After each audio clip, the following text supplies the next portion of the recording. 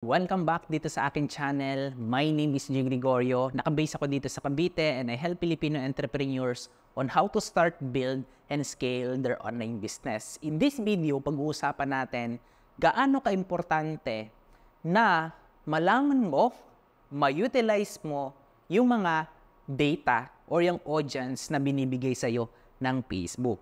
So Facebook ads ang pag-uusapan natin sa topic na to. So if you're ready at gusto mong matuto when it comes on Facebook ads, ano yung mga challenges mo, mga problems na na-experience mo on Facebook ads, make sure i-comment mo sa ibaba kung ano yung specific topic na gusto natin pag-usapan sa mga next training natin na i-upload. So without further ado, pag-usapan na natin kung paano mo magagamit yung Facebook Custom Audience. So bakit importante na gamitin mo yung custom audience? Number one, custom audience is, ito yung nanggagaling from our source, yung meta source, okay, yung pixel source mo, and meron din naman yung pinaka-source from Facebook. So, yung under the platform ng Facebook. Okay? So, mamaya ituturo ko sa'yo, and step by step, ipapakita ko sa'yo dito sa screen ko. So, unang-una, meron tinatawag na targeting. Okay? So, alam ko, pamilyar ka naman sa targeting. Ito yung kapag nag-login sa Facebook at nakita mo dun yung demographics, interest, and behavior, usually, yun yung nilalagay natin, di ba? Interest, ayan. And behavior, ayan. I believe pamilyar ka na dito kung matagal ka na nag-a-ads. So, hindi na masyadong maintindihan ang sulat ko. Anyway, so targeting. Pero, itong maganda. Kapag gumamit ka ng custom audience, nagkakaroon ka na ng ability to target yung very specific audience or people. So, kaya, nagiging precise na. Okay? Or yung precision targeting. So, dito, hindi natin masasabi kapag sa interest, ilagay mo is business. So, business, I believe, nasa 10 to 20 million audience.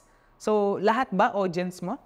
Kapag precise targeting, custom audience ang ginagamit mo, selected audience lang yung matatarget ng Facebook ads mo. Kaya ba yung tinatawag na custom audience on Facebook ads? Yung iba hindi alam to at yung iba kasi hindi nila alam kung paano i-utilize. So, maraming way or maraming paraan, hindi lang siya isang paraan. Okay? Maraming paraan kung paano mo ma-utilize, magagamit yung custom audience. Okay, clear tayo dito? May ability ka na ma-target yung very specific audience on Facebook. So, pangalawa, ano yung advantage kapag gumamit ka ng custom audience? Number 2, ayan, lagyan na natin.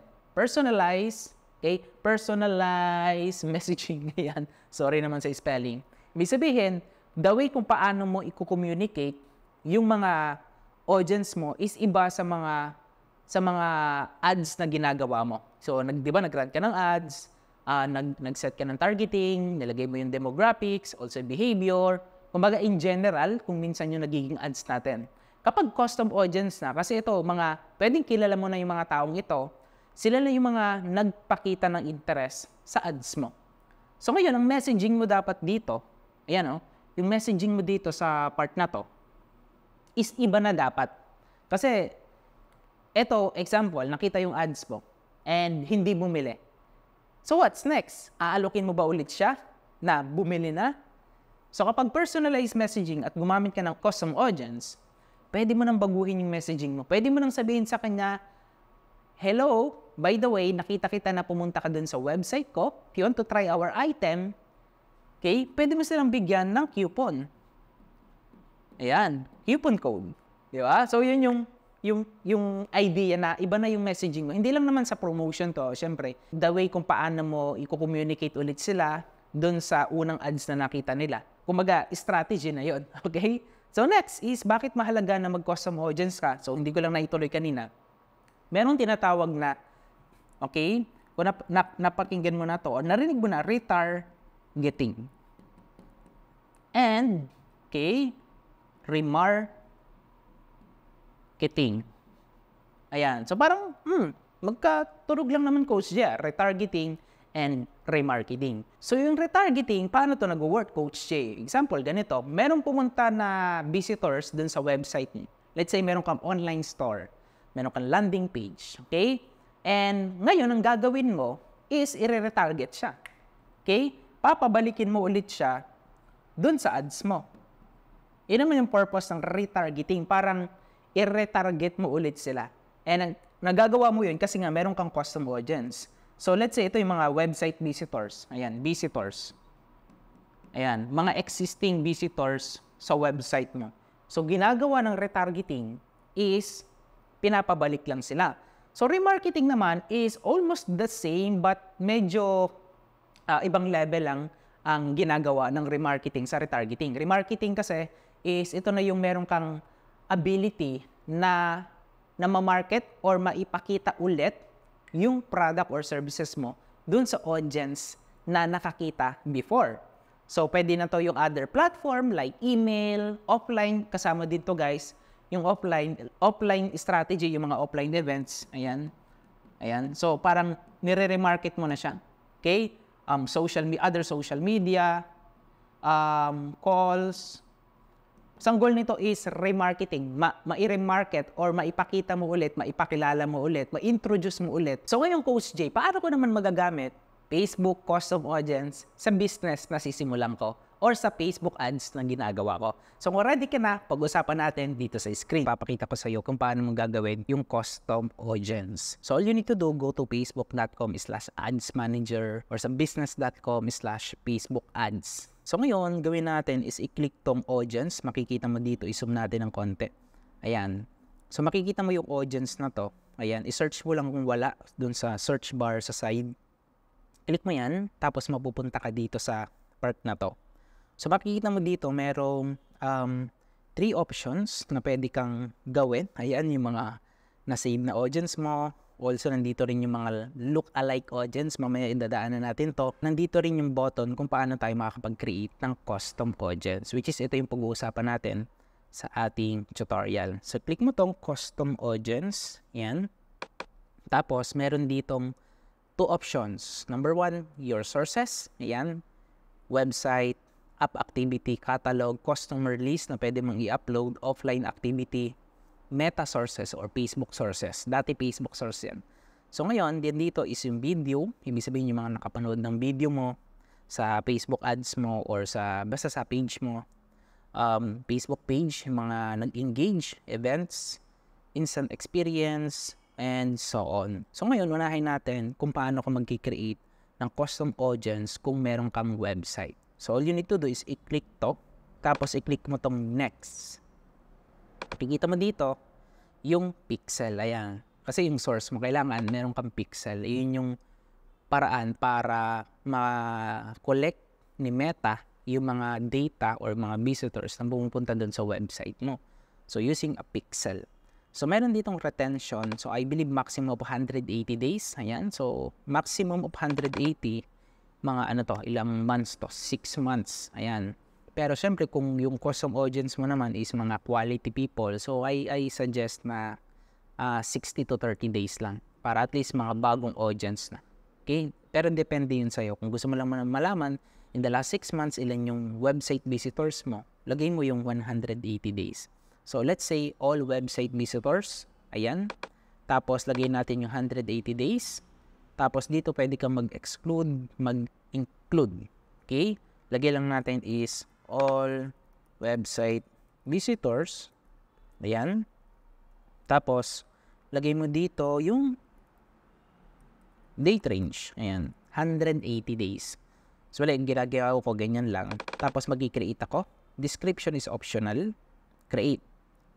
Ayan. From your pixel, kung saan mo nakalagay yung pixel mo, ay i-gather ni Meta yung mga sources na yan. So, balikan mo yan after ilang oras lang. Okay? Or after 24 hours. So, hindi siya real time kasi nag-ano pa yan, no? Ayun, nakikita mo.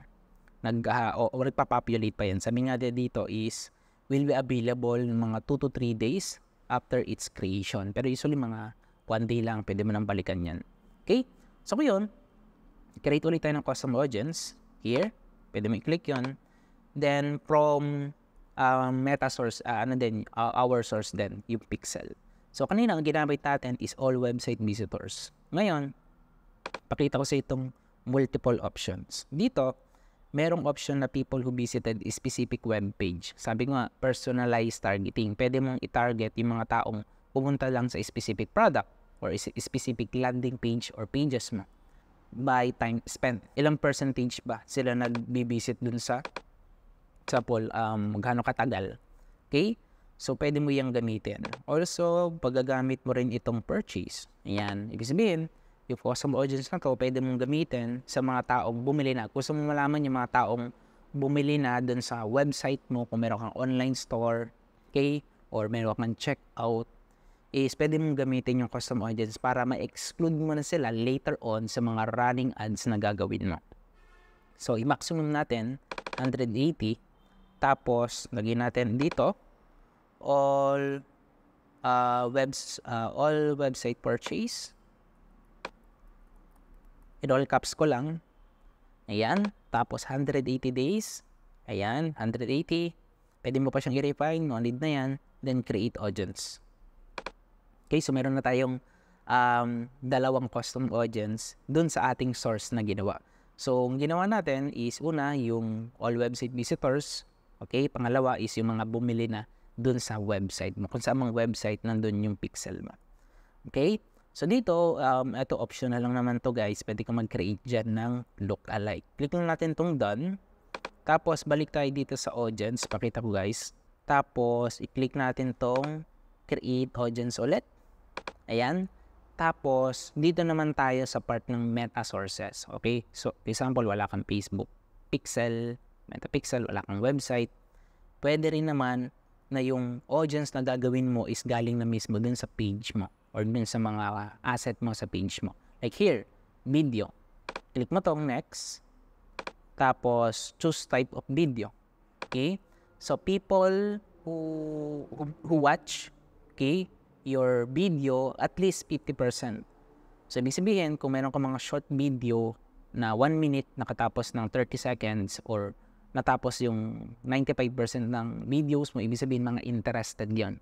So, let's say, people na at least nanood ng video mo, eto at least 15 seconds. Ito okay naman yung 15 seconds, yun yung true play. Sa akin, at least 15 seconds, ibig sabihin nagkaroon ng interest na kahit papaano. So, pwede ka mag-choose ng video dito. So, ngayon, sinelect ko yung dalawang running ads ko dun sa specific pages. So, i-confirm natin. Tapos, i-create ko lang yung audience. So, ito, pwede mo itong i-update later on kung meron ka mga other videos na gagawin. So, create audience. Here.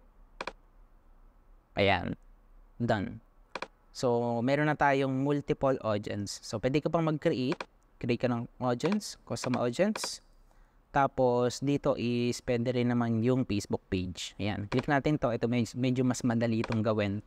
So, sabihin natin lahat ng nag-engage dun sa specific pages na sinelect mo.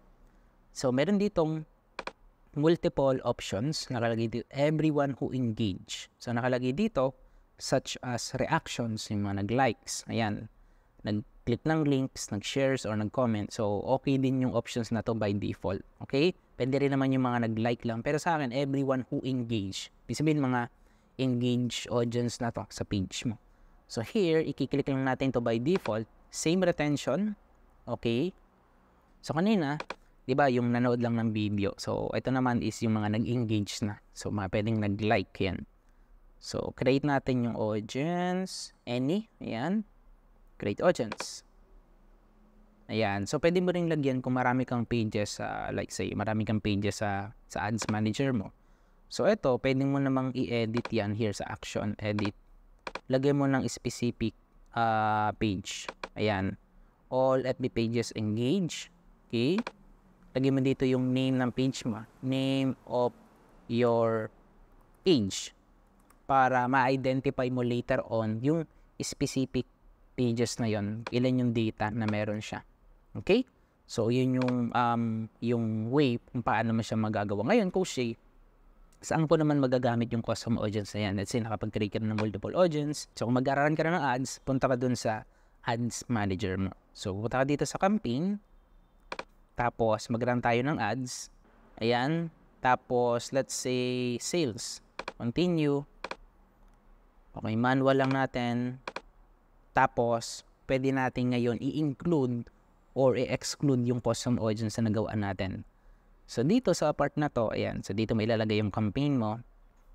Tapos, dito sa part na to, here, Ayan, dito na sa ad set. Ayan. So, let's say, website. Ayan. Pixel. Kung messaging naman, ito. Click mo lang to messaging. Ayan. Tapos, anong conversion event yung gusto mong i-track. Depende naman to sa akin kung purchase din. Ayan. Tapos, dito sa part na to, ayan, budget. Tapos, move na tayo dito. Ayan, dito yung audience. Ayan, audience control.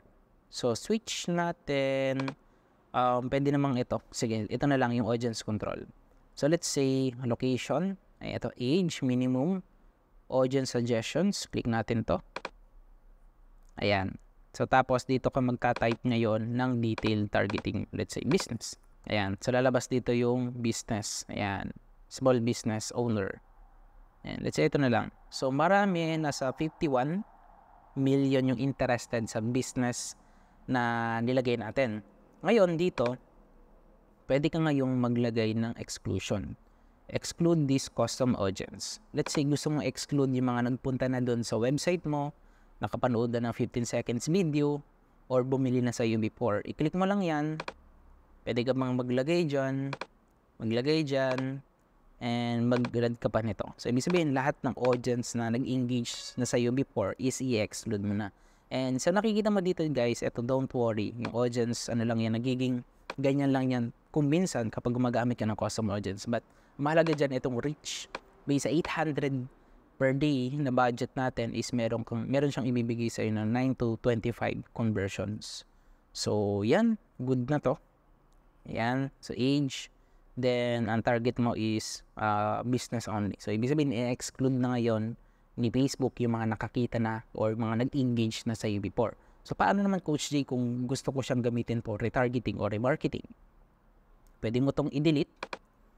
Tapos, instead of exclude, ayan, gagawin mo na ngayon, okay, is include. Ito, dito na, sa baba na to, custom audience. Include, nag-engage, okay, nakapanood, napunta sa website, bumili, nag-watch ng 15 seconds video. Ngayon, ang target mo na ngayon is yung mga data mo na. Okay, ibig sabihin yung mga quality audience na, yung mga nag-engage na based dun sa custom audience na ginawa mo. So, mapapansin mo, konti lang yan kasi nga, kung limited pa yung audience mo, konti lang din yung marireach yan per day based sa budget. Pero, maganda dito, high quality audience na ngayon yung mga makakakita ng ads mo. Kasi nga, na-segment mo na sila specific kung ano yung interest na pinakita nila doon sa ads mo. So, yun usually, yun lang age, hindi mo na kailangan dyan kasi custom audience yan, location, optional lang din. And you can start creating na yung ads from targeting yung custom audience, excluding yung mga custom audience, and so on. I believe magagamit mo to, maximize po lang, and aralin mo yung mga other custom audience na pwede mo pang magawa. Also, hindi natin nagawa kanina dito sa custom audience. Ipakita ko lang sa'yo. Balik tayo. Pwede kang gumawa ng look-alike audience. Okay, ipakita ko sa'yo. Let's say, iselect natin tong, ito, watch 15 seconds. Ready? All website visitors. Ito na lang. Ready. Saan tayo dito? So, ito na lang. Okay. So, ngayon, magkikreate ako dito ng look-alike. Click ko to. Or pwede mo nang i-click to. Guys, ayan. Click mo to. Tapos dito, create a look-alike. Here. Click mo to. Tapos ito, look-alike. Ano yung look-alike audience coaching? Look-alike, ito yung kagaya ng mga audience mo na meron ka. Yun lang yun, look-alike. So dito, merong options na pwede kang mag-create dito. To test, try mo itong 3. Tapos, pwede mong i-move sa 5, 1, 2, 3, and 5. So, ganyan. Para maganda rin yung bracket niya. So, mapapansin mo dito guys, based dun sa look-alike audience na itatrack natin is, ayan, ito yung estimated. 1%, ibig sabihin kapag 1%, mas malapit. Okay, pinakamalapit. 1 to 2%, 2 to 3%, ayan, nandito naman yan. So, ito yan, dito ka mag-base, 2 and 3. So, pag 1% pinakamalapit, 2% medyo malapit, and 3 is medyo medyo malayo yung konti. Ayan, increasing the percentage create bigger, broader audience. Yung pinaka-best, 1 to 3, yung pwede mong i-test. Tapos, click mo lang yung create audience. Okay? Tapos, let's see kung magkikreate siya ng audience. Sabi niya, Your lookalike audience source may not be included in some iOS or later devices. Ito, i-delete natin to. Tapos, gamit tayo ng other sources. I-click natin tong FBA page, engage. Ayan, so pixel pa lang na gamit natin. And then, click mo lang to. Ayan, so okay na siya. So dito, lookalike of all FB pages engaged 365 days. So, let's say gusto mo pong mag-create ng additional lookalike audience na hindi naman dito engage. So, gusto mo yung nagpunta sa website mo. Pwede yan. Okay, click mo lang to. Tapos, lookalike. And then, sources. Website visitors, 180. Okay. Get value base. So, ayaw niya ng pixel eh. So, okay lang naman. All website visitors. Exclude natin. Disregard Philippines. Then, lagay tayo ng 3. Create audience. Ayan. So, meron ka na ngayong audience na pwedeng i-target sa ads mo. Ito na yung parang gusto mong mag-target ng similar dun sa mga existing audience na meron ka. Ay, yung mga taong pumunta dun sa website mo. Ibig sabihin, yung mga taong pupunta sa website mo, possible na same sila ng interest na pinakita. Okay? So, yun yung idea bakit importante na ma-maximize mo, magamit po yung custom audience sa Facebook ads mo. Okay? Hopefully, marami kang natutunan. Ma-apply mo to sa Facebook ads mo, sa Facebook ads campaign mo, sa mga next campaign na gagawin mo on your Facebook ads. Alright? Thank you so much for watching this video. And kung marami kang natutunan, let me know. So, kung meron pa bang other questions, let me know sa ibaba ng video na to. This is Coach Jay, and magkita-kita tayo on our next training.